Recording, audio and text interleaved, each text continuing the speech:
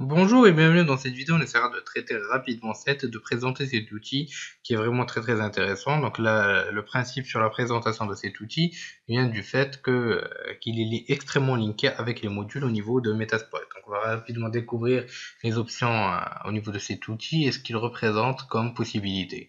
Sans plus tarder, le plan de la présentation est donc le suivant. Donc là, on va commencer par une petite introduction et on va suivre directement par un lab. On va découvrir rapidement cet outil-là.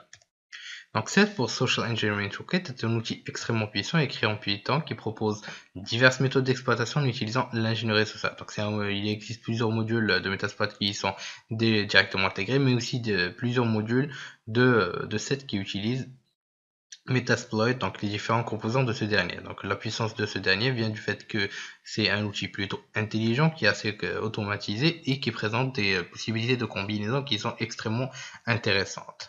Sans plus tarder, allons découvrir cet outil-là ensemble en vidéo. Donc une fois au niveau de Kali, vous pouvez bien sûr lancer le Social Engine Toolkit en lançant cette toolkit ou encore en allant vers les côtés applications. Donc en allant bien sûr vers tout ce qui est outils d'exploitation, donc le Social Engine Toolkit. Donc vous aurez un menu qui ressemble à ce dernier. Donc la première consiste les attaques d'ingénierie sociale, Fast Track Penetration Testing. Donc on va rejeter rapidement un coup d'œil puisqu'on va pas s'attarder sur ici. Donc c'est des attaques assez avancées qui vous permettent donc de vous assister sur vos tests de pénétration. Donc vous avez quelques modules comme les SQL Bruiter, fabrication d'exploits customisés. Bon, vous avez des choses aussi assez intéressantes comme le PC exec de l'injection au niveau de PowerShell. On va laisser le Search Engine Attacks donc vers la fin. On va vite rapidement visiter aussi les parties tierces. Donc ici vous avez quelques modules tierces que vous pouvez utiliser donc selon vos besoins. Vous devez bien sûr toujours avoir toujours effectuer des updates. Et bien sûr, le truc phare, c'est les attaques de social engineering. Donc vous avez une panoplie d'attaques. Vous pouvez vous baser sur plusieurs vecteurs, tels que les vecteurs PowerShell.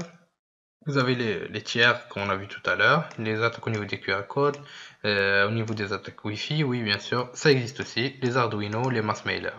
Donc jusqu'à là, donc ça ne nous intéresse pas trop. Donc vous pouvez aussi avoir des media generators, créer des payloads des listeners, des attaques orientées website et site web pardon, et des attaques orientées spearfishing. Donc par exemple, on va prendre les payloads et les listeners. Donc vous pouvez carrément directement créer des modules donc exploiter des modules Metasploit afin de créer ce dont on a parlé tout à l'heure, donc depuis le début de la formation, donc des payloads spécialisés Metasploit. Donc par exemple du Meterpreter, donc on va prendre par exemple le Meterpreter Reverse LCP.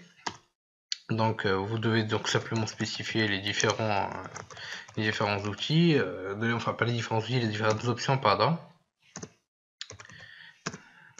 Donc cela devient vraiment très simple à utiliser, donc il va générer le payload très rapidement. Donc c'est là la puissance de ces derniers. Donc comme on dit, l'union fait la force dans ce sens-là. Donc ça reste vraiment intéressant à exploiter. Et vous pouvez même démarrer directement le listening. Donc c'est surtout si vous êtes quelqu'un de flemmard, ça va vous être utile dans ce sens. Donc le spear phishing vector attack, donc les attaques de type phishing. Donc vous pouvez même utiliser des attaques, donc ce qu'on a découvert des file formats directement et les envoyer par mail. Donc vous avez ici les différents éléments, donc les différentes possibilités. Donc bien sûr, il faut toujours être à jour. Donc par exemple, on va prendre ce qui est Adobe PDF, qui bind les ex. Donc, maintenant, il vous faudra spécifier si vous voulez utiliser votre propre PDF pour attaquer ou utiliser un PDF que vous créez donc à partir de rien. Donc on va taper 2. Ensuite, vous devrez spécifier le payload. Donc on va prendre le payload concernant le Meterpreter TCP, donc le 2. L'adresse IP utilisée pour le listening, le port. Donc voilà, le fichier a été créé. Donc maintenant, vous pouvez directement lancer le listening et attendre donc que la victime soit connectée. Donc revenons vers le menu, vous avez d'autres possibilités d'attaque. Donc par exemple le spear phishing qui reste aussi très intéressant. Vous pouvez bien sûr peut former des masses meta-attaques, des campagnes de phishing se basant sur cette dernière. Vous avez des attaques orientées site web. Vous pouvez utiliser encore une fois les payloads de Metasploit dans les attaques de type Java Applet, Metasploit Browser ou encore tout ce qui est Tabnabin, Webjacking, etc. Donc ça reste vraiment très intéressant. Donc la limite c'est vous. Donc c'est pas notre sujet aujourd'hui le 7, mais juste pour vous exposer rapidement les différents éléments en relation avec Metasploit. Donc au niveau du chapitre exploitation, on va voir tout ça plus en détail sur donc, le plus orienté exploitation. Pendant cette présentation, nous avons pu découvrir les différents modules Metasploit intégrés au niveau de 7.